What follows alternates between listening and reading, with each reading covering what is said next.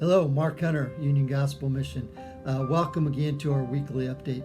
We're so blessed that you choose to take the time to spend a few minutes to learn about Union Gospel Mission. This week we have a special treat for you as we go over to Grear Street Transitional Services. This video is a little bit longer than normal, but it's worth the 10-minute investment. Hey, check it out. I'm here with Mike Coring. We're going to visit Grear Street Transitional Housing. So, hey, let's go on inside. Lead the way, Mike.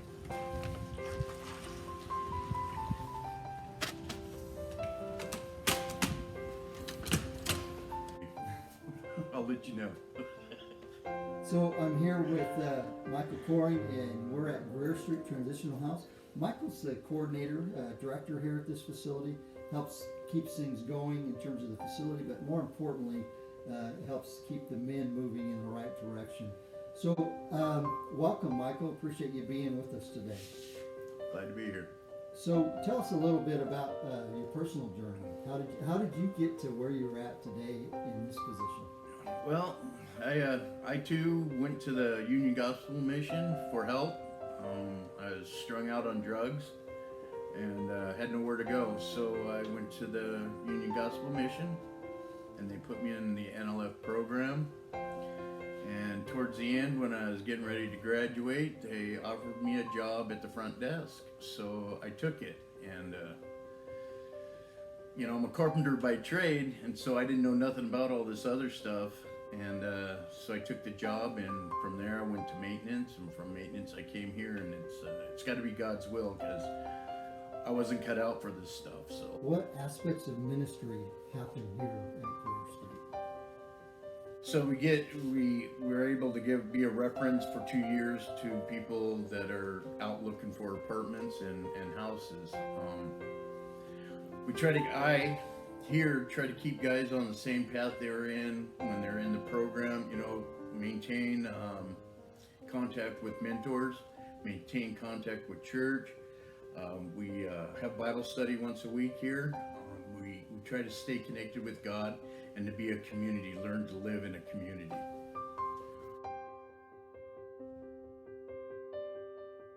All right, so tell us about the kitchen and how services work here. Well, here in the kitchen, all men cook for themselves. Each man has his own refrigerator. Each room has its own refrigerator. They keep their cold storage. Then we got dry storage in each of these cabinets. And then each man gets a shelf and a freezer for frozen food.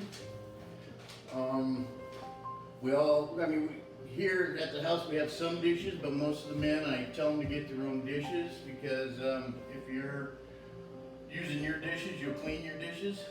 So teaches the guys to clean their own dishes and not leave them laying around.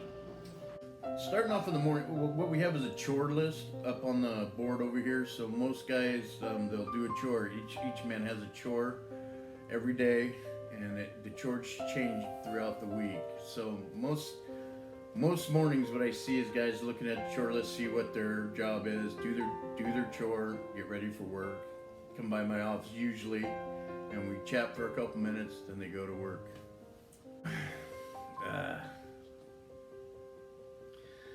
Some guys come here, we're not all perfect, and some guys still come here broken. And what I've seen, and especially in the last couple of years, what I've seen is men going from immature men to actual responsible fathers, responsible husbands, responsible boyfriends, just responsible men of God, saving money, paying their way, getting their driver's license, getting insurance, not driving illegally if they don't have insurance. Responsibility. What we lose when we do drugs and alcohol is or even homelessness, it's all the responsibilities on somebody else. Here, you gain responsibility. Do the men, is that a hard journey for some of them? For some it is. Living in the UGM, you're not getting money, you're not saving money, you're not spending money, because you really don't have any money. But when you get out of the mission and come into transitions, you have a job and you start getting paycheck, and it's like, wow, I paid my program fees and I got $500 left. Well, then I've seen guys take that $500 and spend it on junk without saving any of it. And what I try to have the guys understand is we need to save that money.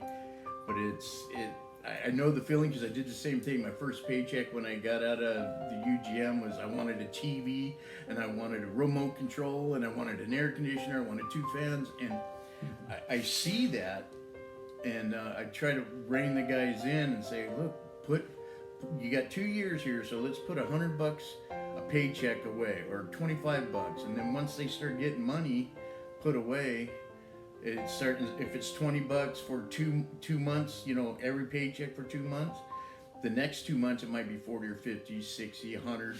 Because once guys start building up savings, they want to save more, so when they move, they'll be ready to move. So what's your favorite part about being here day in and day out? Gosh, I don't want to say this on camera.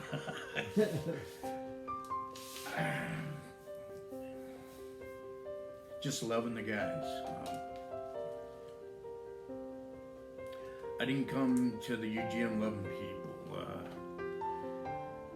It was hard, and here I love just about every guy that comes in and goes out. So my favorite thing is being able to show a little bit of love, concern, care. That's my favorite part, getting to know people for who they are, not for what they have been. When people come in here, there's some guys with some bad records that come in here, criminal records, and I tell them right from the start, this is new. All that other stuff doesn't even matter. There better not be no judgment here, because all of us are the same. Some of us have more problems than others, but what I just like is the camaraderie. I like to talk to guys. I like to poke at them and stuff. Amen. So you guys have fun here? We do. It's funny, we're all trying to change our ways, but we're still guys, so we still sit out there and talk, poke fun at each other and laugh. And my biggest pleasure is watching the guys leave, but it breaks my heart when people leave. Awesome. But that's also that's why you're here, right? Transition is getting them into that independent lifestyle that breaks the cycle of homelessness. There's 1 month. There's 1 month that 6 people moved, got their own places. 6 different guys here in 1 month, and I was bawling inside. I was crying. So I went to Myron and said, "Myron, I don't want to lose my job." And he goes, "Mike, that is your job." And out of the 6 people that moved, 4 of them, I'm calling places trying to get them hooked up. It wasn't me, it's God working, because these guys had bad records, bad rental histories, all that stuff, and God worked through the UGM or transition, Grear Street, and got these guys places. We filled up and more guys have left, So it's very, the whole process from beginning to end with New Life Fellowship in here is catch and release. Yeah. Catch and release. I don't like fishing like that, but I do. Because I want to keep everybody, because I see the growth. I see these men becoming men, godly men, godly, responsible men, and I want to keep them around, but we got to let them go. Do you still stay in touch with them after they leave? A lot of them. One of my, and I don't like to say favorites, but I wanted to share this story if I can. Yes. We had a man come here from Restoration House, and he'd done 40 years in prison, and right now he's 79. I just talked to him this morning and asked him if I could share this, and he said yes. And so when he came here, did 40 years in prison. When he came here, the smallest room is the one he was going to get, and he stood at the door and went, "This is mine." He goes, "I've never had anything that's mine." He's always lived in groups or prison. About a year in, I started calling around, and we got him an apartment down the street here at Jason Lee. And when we got there, we prayed with the guy's name's Aaron. We prayed with Aaron and Leroy, and he got his first place ever. He's never had his own apartment, all he's had is a cell, a single man cell. So he's got his own bathroom, his own kitchen, his own living room, his own bathroom. He's got everything for the first time in his life, and he just turned 79, I believe, 78, 79. And that's all God's work. It's I can blame it on me, and I can try to take credit, but we both Leroy and I give God the credit for him getting in there. And that's what Union Gospel Mission does, bring Christ into the picture. Yes. And sends him out. Yeah. That's awesome. Anything else you want to share? We're almost done. I'm good. You don't have a dad joke or a grandpa joke or? No, I don't. Okay. Well, thank you, Michael, for that great tour of the facility and your personal work that you do at Grear Street Transitional Services. What a wonderful place that Union Gospel Mission has to serve those breaking free from the cycle of homelessness. We're so blessed with the work that you do over there.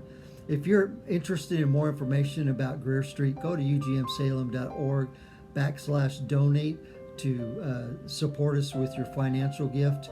If you want to learn more about Grear Street, email me personally at mhunter@ugmsalem.org, and we'll be glad to connect with you and help you out.